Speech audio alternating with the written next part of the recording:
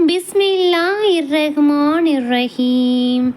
அஸ்ஸலாமு அலைக்கும் வரஹ்மத்துல்லாஹி தஆலா வபரகாத்துஹு. Welcome to my channel. Today's Quran wash.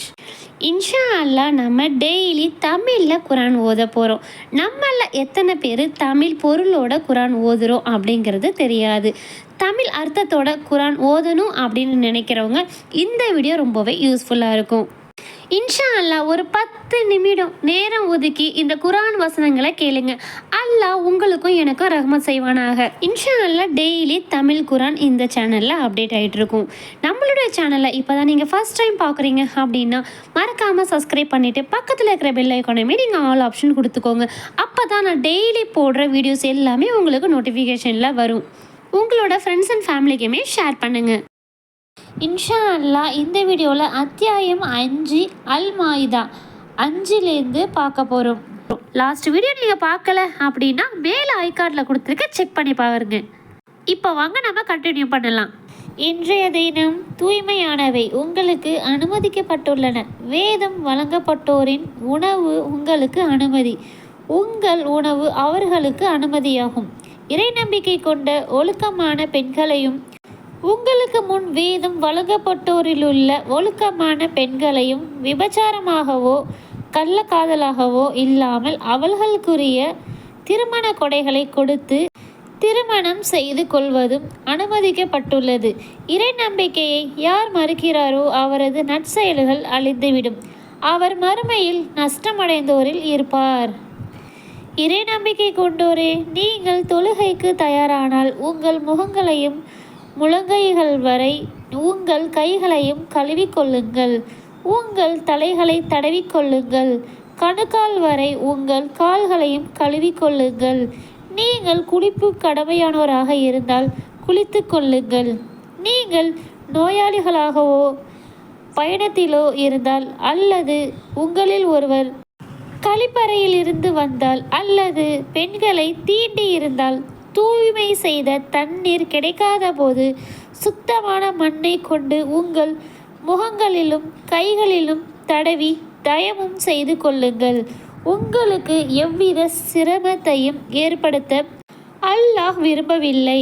மாறாக நீங்கள் நன்றி செலுத்துவதற்காக உங்களை தூய்மைப்படுத்தவும் தனது அருட்கொடையை உங்களுக்கு நிறைவாக்கவுமே விரும்புகிறான். அல்லாஹ் உங்கள் மீது புரிந்துள்ள அருட்கொடையையும் உங்களிடம் அவன் எதை உறுதிமொழியாக பெற்றானோ அந்த உடன்படிக்கையையும் நினைத்து பாருங்கள். அப்போது செவியுற்றோம் கட்டுப்பட்டோம் என்று கூறினீர்கள். அல்லாஹ்வை அஞ்சுங்கள். உங்களில் உள்ளவற்றையும் அல்லாஹ் நன்கு அறிந்தவன். இறை நம்பிக்கை கொண்டோரை அல்லாஹுக்காக உண்மையை நிலைநாட்டுவோராகவும் நீதிக்கு சாட்சி கூறுவோராகவும் ஆகிவிடுங்கள். ஒரு சமுதாயத்தின் மீதுள்ள வெறுப்பு நீங்கள் நீதி செலுத்தாமல் இருக்க உங்களை தூண்ட வேண்டாம். நீதி செலுத்துங்கள், அதுவே இறையச்சத்திற்கு மிக நெருக்கமானது. அல்லாஹுவை அஞ்சுங்கள். நீங்கள் செய்வதை அல்லாஹ் நன்கு அறிந்தவன். யார் இறைநம்பிக்கை கொண்டு நற்செயல்கள் செய்கிறார்களோ அவர்களுக்கு மன்னிப்பும் மகத்தான கூலியும் உள்ளது என அல்லாஹ் வாக்களித்துள்ளான். யார் நம்மை மறுத்து தமது வசனங்களை பொய்யென கூறுகின்றார்களோ அவர்களே நரகவாசிகள். இறை நம்பிக்கை கொண்டோரை ஒரு கூட்டத்தினர் உங்களுக்கு எதிராக தமது கைகளை நீட்ட தீர்மானித்த போது அவர்களின் கைகளை உங்களை விட்டும் தடுத்து அல்லாஹ் உங்களுக்கு செய்த அருளை நினைத்து பாருங்கள். அல்லாஹுவை அஞ்சு கொள்ளுங்கள். இறை நம்பிக்கையாளர்கள் அல்லாஹுவின் மீதே முழு நம்பிக்கை வைக்க வேண்டும். இஸ்ராயலின் வழித்தோன்றல்களிடம் அல்லாஹ் வாக்குறுதி வாங்கினான். அவர்களில் 12 தலைவர்களை அனுப்பினோம். நான் உங்களுடன் இருக்கின்றேன். நீங்கள் தொழுகையை நிலைநாட்டி ஜகாத்தையும் கொடுத்து என்னுடன் தூதர்களை நம்பிக்கை கொண்டு அவர்களுக்கு உதவி புரிந்து அல்லாஹுக்கு அழகிய கடனும் கொடுத்ததால் உங்களை விட்டும் உங்களது தீமைகளை அழிப்பேன். உங்களை சொர்க்கங்களில் நுழைய செய்வேன். அவற்றின் கீழ் ஆறுகள் ஓடும். இதற்கு பின்னரும் உங்களில் யார் மறுக்கிறாரோ அவர் நேர்வழி தவறிவிட்டார் என்று அல்லாஹ் கூறினான்.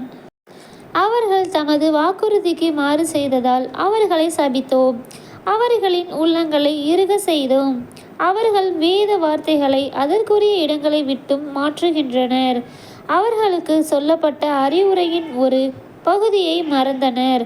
அவர்களின் சிலரை தவிர மற்றவர்களிடமிருந்து ஏதேனும் ஒரு மோசடியை கண்டு கொண்டே இருப்பீர். எனவே அவர்களை மன்னித்து அலட்சியம் செய்வீராக. நன்மை செய்வோரை அல்லாஹ் நேசிக்கிறான். நாங்கள் கிறிஸ்தவர்கள் என்று கூறியவரிடமும் வாக்குறுதி வாங்கினோம். அவர்கள் தமக்கு சொல்லப்பட்ட அறிவுரையின் ஒரு பகுதியை மறந்தனர்.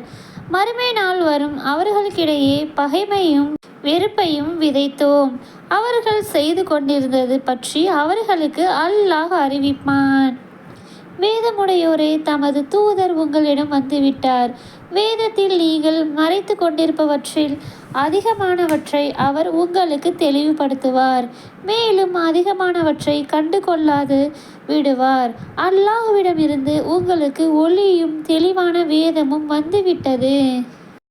தனது பொருத்தத்தை பின்பற்றுவோரை இதன் மூலம் அல்லாஹ் அமைதியின் வழிகளில் செலுத்துகிறான். தனது நாட்டப்படி அவர்களை இருள்களிலிருந்து ஒளியை நோக்கி கொண்டு செல்கிறான். மேலும் அவர்களை நேரான வழியில் செலுத்துகிறான். அல்லாஹ்தான் மரியமின் மகன் மசீஹ் என்று கூறியோர் இறை மறுப்பாளர்களாகி விட்டனர். மரியமின் மகன் மசீஹையும் அவரது தாயாரையும் உலகில் உள்ள அனைவரையும் அல்லாஹ் அழிக்க நாடினால் அவனிடமிருந்து அவர்களை காக்க சிறிதேனும் ஆற்றல் பெற்றவர் யார் என்று கேட்பீராக. வானங்கள், பூமி மற்றும் அவற்றுக்கு இடைப்பட்டவற்றில் ஆட்சி அல்லாஹுக்கே உரியது. தான் நாடியதை அவன் படைக்கிறான். அனைத்து பொருள்கள் மீதும் அல்லாஹ் ஆற்றல் மிக்கவன். நாங்கள் அல்லாஹ்வின் புதல்வர்கள், அவனது நேசர்கள் என்று யூதர்களும் கிறிஸ்தவர்களும் கூறுகின்றனர். அவ்வாறெனில் உங்கள் பாவங்களுக்காக அவன் ஏன் உங்களை தண்டிக்கிறான்? நீங்களும் அவன் படைத்த மனிதர்களே என்று கூறுவீராக. தான் நாடியோரை அவன் மன்னிக்கிறான், மேலும் தான் நாடியோரை அவன் தண்டிக்கிறான். வானங்கள், பூமி மற்றும் அவற்றுக்கு இடைப்பட்டவற்றின் ஆட்சி அல்லாஹுக்கே உரியது. அவனிடமே மீளுதல் உள்ளது. வேதமுடையோரே, நற்செய்தி கூறுபவர், எச்சரிப்பவர் யாரும் எங்களிடம் வரவில்லை என்று நீங்கள் கூறாதிருப்பதற்காக தூதர்கள் வராத இடைப்பட்ட காலத்தில் உங்களுக்கு தெளிவுபடுத்தும் நமது தூதர் உங்களிடம் வந்துள்ளார். நற்செய்தி கூறுபவரும் எச்சரிப்பவரும் உங்களிடம் வந்துவிட்டார். அனைத்து பொருட்கள் மீதும் அல்லாஹ் ஆற்றல் மிக்கவன். மூசா தனது சமுதாயத்தரிடம், என் சமூகமே, அல்லாஹ் உங்களுக்கு செய்த அருட்கொடைகளை நினைத்து பாருங்கள். உங்களிலிருந்து நபிமார்களை ஏற்படுத்தி உங்களை ஆட்சியாளர்களாக ஆக்கி அகிலத்தாரில் யாருக்கும் வழங்காததை உங்களுக்கு வழங்கினான் என்று கூறியதை நினைவூட்டுவீராக. என் சமூகமே, அல்லாஹ் உங்களுக்காக நிர்ணயித்துள்ள இப்புனித பூமியில் நுழையுங்கள். புறமுதுகு காட்டி ஓடாதீர்கள். அவ்வாறு செய்தால் நீங்கள் நஷ்டமடைந்தவராக மாறிவிடுவீர்கள் என்றும் கூறினார். மூசாவே, அங்கு மிகவும் வலிமை வாய்ந்த கூட்டத்தினர் உள்ளனர். அவர்கள் அங்கிருந்து வெளியேறும் வரை நாங்கள் அதில் நுழையவே மாட்டோம். அவர்கள் அங்கிருந்து வெளியேறினால் நாங்கள் நுழைவோம் என அவர்கள் கூறினார். இவ்வாறு பயந்து கொண்டிருந்தவர்களில் அல்லாஹ் அருள் புரிந்த இருவர் அவர்களை எதிர்த்து, இவ்வாசலில் நுழையுங்கள், நீங்கள் அதில் நுழைந்துவிட்டால் நீங்களே வெற்றியாளர்கள். நீங்கள் இறை நம்பிக்கையாளர்களாக இருந்தால் அல்லாஹ்வின் மீதே முழு நம்பிக்கை வையுங்கள் என்று கூறினார். மூசாவே, அங்கே அவர்கள் இருக்கும் வரை நாங்கள் அதில் ஒருபோதும் நுழையவே மாட்டோம். எனவே நீரும் உமது இறைவனும் சென்று போரிடுங்கள். நாங்கள் இங்கேயே அமர்ந்து கொள்கிறோம் என்று அவர்கள் கூறினார். என் இறைவனே, என்னையும் என் சகோதரனையும் தவிர யார் மீதும் எனக்கு அதிகாரம் இல்லை. எனவே பாவிகளான இக்கூட்டத்திற்கும் எங்களுக்கும் இடையில் பிரிவை ஏற்படுத்துவாயாக என்று மூசா கூறினார். அந்த இடம் அவர்களுக்கு 40 ஆண்டுகள் தடை செய்யப்பட்டுள்ளது. அவர்கள் பூமியில் நாடோடிகளாக அலைந்து திரிவார்கள். பாவிகளான இக்கூட்டத்தை பற்றி கவலைப்படாதீர்கள் என்று இறைவன் கூறினான். ஆதமுடைய 2 மகன்களின் உண்மை செய்தியை அவர்களுக்கு எடுத்துரைப்பீராக. அவ்விருவரும் இறை நெருக்கத்திற்குரிய ஒரு வணக்கத்தை செய்தபோது அவர்களில் ஒருவரிடமிருந்து அது ஏற்றுக்கொள்ளப்பட்டது, மற்றொருவரிடமிருந்து ஏற்றுக்கொள்ளப்படவில்லை. அவன், நான் உன்னை கொல்வேன் என்று கூறினான். அல்லாஹ் ஏற்றுக்கொள்வதெல்லாம் இறையச்சமுடையோரிடமிருந்துதான் என்று கூறினார். என்னை கொல்ல உனது கையை என்னை நோக்கி நீட்டினாலும் நான் உன்னை கொல்ல எனது கையை உன்னை நோக்கி நீட்ட மாட்டேன். அகிலங்களில் இறைவனான அல்லாஹ்வை அஞ்சுகிறேன். உனது பாவத்துக்கு என்னை கொன்றதால் ஏற்பட்ட பாவத்தையும் நீ சுமந்து வருவாய் என்று எண்ணுகிறேன். இதனால் நீ நரகவாசிகளில் ஒருவனாகி விடுவாய். இதுவே அநியாயக்காரர்களுக்கான கூலி என்று கூறினார். எனினும் தன் சகோதரனை கொல்லுமாறு அவனது உள்ளம் அவனை தூண்டியது. எனவே அவரை கொன்றான். இதனால் அவன் நஷ்டமடைந்தோரில் ஒருவனாகி விட்டான்.